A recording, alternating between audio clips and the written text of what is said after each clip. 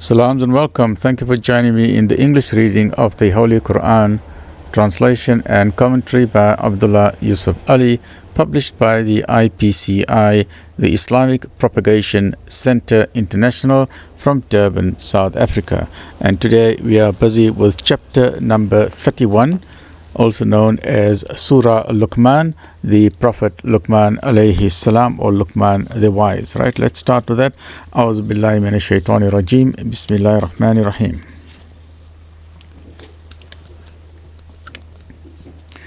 Right, chapter number 31, Luq'maan the Wise. And there's some fabulous life lessons that we can learn from this. Excuse me, for those of us who are already adults, as well as for the Gen Z and for our children and grandchildren, because this is a wisdom that Luq'maan alayhi salam gave to his son, some words of wisdom, some life lessons, how to live your life in dunya. Right, so let's continue with that. A'udhu billahi minash shaitanir rajim. Bismillahir rahmanir rahim. The argument of the final end of things is here continued. The final end is also known as Ma'ad. Right? The Ma'ad is the final end of things, also reminding us of eschatology, which is the life in the hereafter, the spiritual transcendental dimension that will continue for eternity, forever and ever and ever. The reality of the hereafter, the reality of the afterlife, which many people in the world deny, starting from the Quraysh, even before the Quraysh. So the Quraysh denied it. Many among the Quraysh, not all the Quraysh, many among the Quraysh, they denied it. The pagans, especially the pagan worshippers and those idol worshippers, and even today many atheists, many agnostics, many other people as well do not believe in the concept of a hereafter. They say no, the earth is the only existence and there's nothing else after that, right? Whereas these few chapters now tell us with absolute certainty and guarantee that there is a reality of Ma'ad, the hereafter, the life to come. There is a resurrection, there is a day of judgment, that Allah most merciful, the Creator Supreme, will reassemble you together. It doesn't matter how you've been buried. You can be buried in the sand, you can be drowned in the ocean, in the deepest parts of the ocean known as the Mariana Trench, which is 11 kilometers down, which is 33,000 feet, which is deeper than Mount Everest, because Mount Everest is 29,000 feet. So the Mariana Trench is 4,000 feet deeper than the height of Mount Everest. You can be drowned in the Mariana Trench. All the fish can eat you. You can be cremated, you can be incinerated, it does not really matter. You can be frozen in liquid nitrogen minus 200 degrees, and then you can be thrown out into outer space, and you think you can escape to the Andromeda galaxy or the furthest reaches of the universe. It does not matter. God in His mercy, the entity that created you first, will bring you back again. In the human body there are 30 trillion cells, plus in addition about 40 to 50 trillion bacteria, right? That means that you have about 70 to 80 trillion cells in the body, and each cell is more complicated than a Rolls-Royce factory. One cell is more complicated than a Rolls-Royce factory, and you have 30 trillion cells like that, right? Now, in the brain alone, there's 100 billion cells with trillions of nourishing cells, the astrocytes, the oligodendrocytes, and so on, and trillions upon trillions upon trillions of interconnection between the neurons, the dendrites, giving us the neuroplasticity, our ability to think and plan, and so on. And God in His mercy will reassemble you back together. Up to all your trillions of cells will be reassembled, up to your DNA, your fingerprint. Your exact, I don't know if I can show this fingerprint. Your fingerprint will be exactly the same. Your finger patterns, your patterns will be exactly the same. Everything about your body will be brought back together again, exactly identical. Your kidneys, your lungs, your heart, everything, your eyes, your ears, your brain, all your memory. Even if you got Alzheimer's or dementia, it doesn't matter. Your memory will be restored to you. Everything will be restored. Your fingerprint, your retinal eye scan, your blood type, whether your blood type A, B or AB0, it doesn't really matter. Rhesus positive, rhesus negative. Even your genetic DNA code, the human genome comprising more than 3 billion base cells, ACTG, adenine, cytosine, thymine, guanine, will all be reassembled together perfectly, without a shadow of a doubt. So every human being, male and female, male or female, rich or poor, with status, no status, known in the community, not known in the community, the celebrities and those who are not celebrities, the soccer stars, the musical stars, the politicians, all those famous people, the popes and presidents and princes and kings and emperors, right up to the business leaders and the doctors and the lawyers and every single human being, Muslim, non-Muslim, the Muslim, the Christian, the Hindus, the Buddhists, the New Age religion followers, the Scientologists, including the atheists and agnostics. Even if you don't believe in God, absolute guarantee you will be standing in front of him again without a shadow of a doubt. Right, so let's start with this. Excuse me.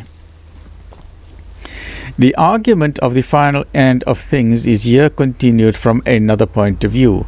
What is wisdom? Very powerful question. Where shall wisdom be found? Where shall she be found?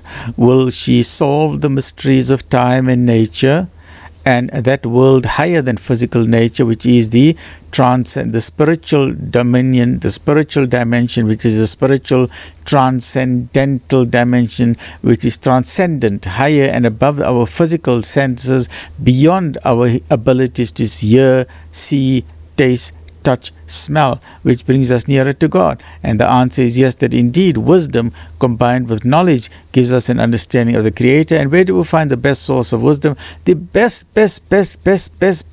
source of wisdom and knowledge is the Holy Quran. And that is why when you fill your brain and heart with the words of the Holy Quran, you get nur in your heart, you get light in your heart, you get light in your brain, because that is how you beautify your brain, you beautify your heart through the words of Kalamullah, the words of Allah subhanahu wa ta'ala. So in answer to the question, can wisdom give us an understanding of the mysteries of time and space and time and nature and the higher transcendental physical dimension? And the answer is yes, indeed, wisdom can give us answers to that. Yes, if, as in the advice of Luq'maan alayhi salam, Luq'maan the wise, human wisdom looks to God in true worship and obeys every act of life with true kindness, but avoids the false indulgence that infringes the divine law, and in short follows the golden mean of virtue, and this is indicated by every sign in nature. And Islam is based on the golden mean, and that is also known as the Goldilocks principle. Right, so just remember, we still also teach your children. You remember this nursery rhyme? We read the nursery rhyme, the Goldilocks. She went in the forest, she was lost, and she went to the 3 bears, and then she found the first porridge. The first porridge was very hot porridge, and she left it alone. This was Father Bear's porridge was very hot, Mother Bear's porridge was very cold, and then Baby Bear's porridge was just right in the middle, right? So always remember, as Muslims, we avoid the extremes. This is known as the Goldilocks principle. Always choose the middle porridge, the middle way, which is the middle way, right?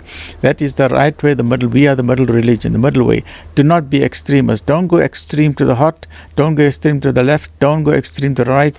Be on the middle way, right? Avoid extremes. That's known as the Goldilocks principle, also known as the golden mean of virtue. Don't go to extremes, right? The chronology of the surah has no significance in the main. It belongs to the late Meccan period, right? Let's look at the summary. It's a fairly short chapter. There's only 34 verses in this chapter. Let me just make sure, right? There's 34 verses in this chapter, and it's broken up into 2 parts. The first half is verses 1 to 19 and then 20 to 34. The summary of the first half of the surah: the earnest seekers after righteousness receive guidance, unlike the seekers after vanity who perish. Right? If you're worried about vanity, worried about the temporary, ephemeral things of this world, everything will perish, right? Even like how the grass becomes dry. Initially the grass, after the rain, grass becomes nice and green. Afterwards it dries and it perishes. So too is this world. All of creation bears witness to this. Wisdom, as expounded by Luq'maan the wise, is true service to God and consists in moderation. And the second half of the chapter, verses 20 to 34, true wisdom is firm and enduring and discerns God's law in the working of His creation. It looks to the final end of things, whose mystery is only known to God, most merciful, the Creator Supreme. So, what is the book of wisdom? Let's look at the first half, the rhythmic prose, verses 1 to 19 of chapter 31, Surah Luq'maan. What is the book of wisdom? It is a guide and a mercy to mankind and teaches them how to attain bliss. God's mercies are infinite. How can mankind deny them? Luq'maan the wise taught grateful worship of the one true God, and that is, as what we said throughout the Quran, we have this concept of Tawheed, that there is only one God and render worship to Him alone. And Luq'maan the wise is also teaching this to his son and teaching all of us. So Luq'maan the wise taught grateful worship of the one true God and the service of mankind, to serve human beings, to serve your fellow people, beginning with your parents. So to serve everyone else, it is known as the ripples in the pond. When you have a tranquil lake, when you have a pond of water which is very still, and you drop a pebble inside, and what physics tells us, you have what is known as ripples in the pond. The stone falls there, but then you have a ripple around it. Then around that ripple you have another ripple. You know why? Because these are waves, and each wave form pushes the water around it until you have ripples upon ripples. So the tranquil pond is no longer has a flat surface, it has ripples around it. And you start, this is the metaphor for your existence. You start with your family, you start with your wife and your children, then you start with your brothers and sisters and uncles and first cousins, so on, your neighbors, your community, then your country, then the bigger, greater ummah. Then you also include the animals, the plants, the birds, all of those things in that. But you start off first and foremost with those closest to you, and then the circle gets ever and ever bigger and bigger and wider, right? So beginning with the parents. Every good deed is known to God and is brought to account. So walk in the golden mean, the golden average, which is known as the Goldilocks principle, and serve Him with constancy and firmness of purpose. The other way to say the golden mean is known as to the golden principle. The golden principle. That's the golden mean, the Goldilocks principle, right? But when you have the golden principle, it means do unto others as you would want to be done to you. That means you must do good to another person. If you want the same goodness for you, then you must do the same goodness for another person. If you want goodness for your family, then you must wish the goodness for someone else. That's known as the golden principle, right? So so join me in the next episode when we will be beginning with Surah Al-Luq'maan, which let's do here. So this is chapter 10, 20, 31. So it is Surah 31, and join me in part number 2. A'udhu billahi minash shaitanir rajeem. Bismillahir rahmanir rahim. Join me in the next episode. Ameen ya Rabbil Alameen. Alhamdulillahi Rabbil Alameen.